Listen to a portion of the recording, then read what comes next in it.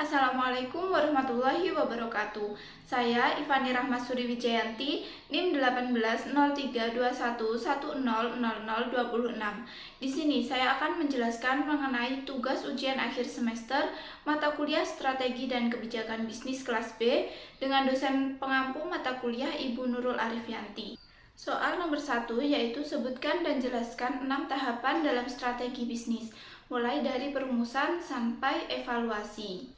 Tahapan dalam strategi bisnis yang pertama yaitu perumusan visi dan misi perusahaan. Perumusan tersebut sebagai dasar dan acuan bagaimana perusahaan berkembang ke depannya. Yang kedua yaitu penetapan tujuan perusahaan, bagaimana langkah atau tujuan yang akan dicapai oleh perusahaan. Tahapan ketiga yaitu melakukan analisis lingkungan baik internal maupun eksternal perusahaan untuk mengukur kekuatan, kelemahan, peluang, serta ancaman yang akan dihadapi oleh perusahaan dalam menjalankan bisnisnya. Yang keempat yaitu perumusan strategi. Perumusan strategi tersebut dilakukan agar menghasilkan strategi alternatif dan memilih strategi tertentu untuk dilakukan atau digunakan. Tahapan kelima yaitu implementasi strategi, seluruh kegiatan atau aktivitas dan pilihan yang diperlukan untuk melakukan rencana strategi. Tahapan keenam yaitu evaluasi strategi.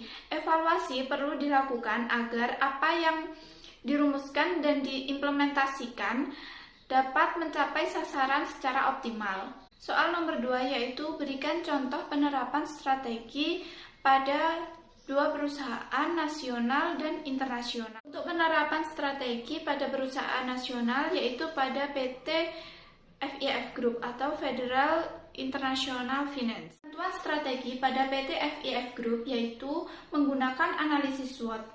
Nah, pada matriks IFAS terdiri dari faktor kekuatan dan kelemahan. Untuk faktor kekuatan yang pertama yaitu merek perusahaan sudah terkenal.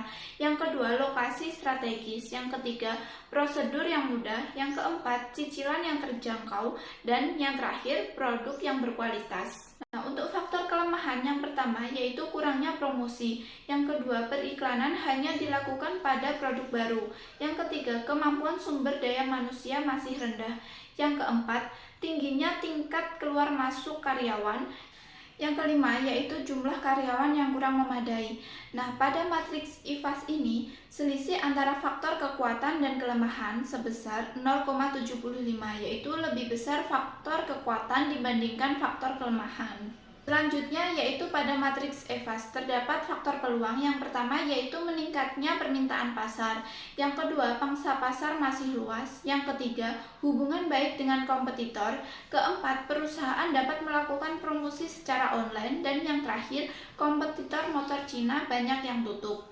Nah, selanjutnya yaitu faktor ancaman. Yang pertama yaitu nilai tukar rupiah fluktuatif. Yang kedua, persamaan pangsa pasar dengan produk kompetitor. Yang ketiga, tingkat persaingan industri yang semakin meningkat. Yang keempat, pesaing lebih sering melakukan promosi. Yang terakhir yaitu banyaknya persaingan produk dengan merek yang terkenal. Nah, pada matriks EVAS ini terdapat selisih pada faktor peluang dan ancaman yaitu sebesar 0,20, lebih besar pada faktor peluang dibandingkan faktor ancaman. Berdasarkan matriks IFAS dan EVAS, maka didapatkan matriks SWOT dan diagram SWOT, di mana pada matriks SWOT diperoleh strategi alternatif yaitu strategi SO, WO, ST, dan WT. Nah, untuk diagram SWOT yaitu berdasarkan hasil analisis matriks IFAS dan EVAS diperoleh hasil pada PT FIF Group yaitu pada kuadran 1, strategi agresif yang memanfaatkan peluang yang ada dengan kekuatan yang dimiliki. Sehingga strategi yang dihasilkan yaitu strategi SO. Yang pertama yaitu mempertahankan kualitas produk. Yang kedua yaitu menjalankan peraturan perusahaan dengan baik. Yang ketiga yaitu meninjau kembali kebutuhan pasar. Yang keempat, memanfaatkan pangsa pasar dengan baik. Dan yang terakhir, meningkatkan lagi pelayanan yang dimiliki. Selanjutnya yaitu pada perusahaan internasional yaitu pada perusahaan Nestle. Nah, pada perusahaan Nestle ini yaitu terdapat pada strategi adaptif yaitu menurut Miles and Snow pada tahun 1978. terdapat pada strategi prospektor dan strategi reaktor. Pertama, yaitu fokus pada sumber daya untuk membuka kekuatan agar dapat memperoleh produk yang berbeda dengan yang lain. Yang kedua, yaitu meningkatkan lingkungan dan menghasilkan nilai bagi pemegang saham dan pemangku kepentingan lain. Ketiga, yaitu meningkatkan keberlanjutan untuk meningkatkan kesehatan dan mendorong kemajuan masyarakat, serta mendukung sistem pangan berkelanjutan. Keempat, yaitu inovasi premium yang pas ke pasar yang didorong oleh keunggulan kuliner. Kelima, yaitu pengemasan dan pengiriman produk yang aman dan melindungi lingkungan. Itu saja yang dapat saya jelaskan mengenai tugas ujian akhir semester mata kuliah strategi dan kebijakan bisnis. Kurang lebihnya saya mohon maaf. Wassalamualaikum warahmatullahi wabarakatuh.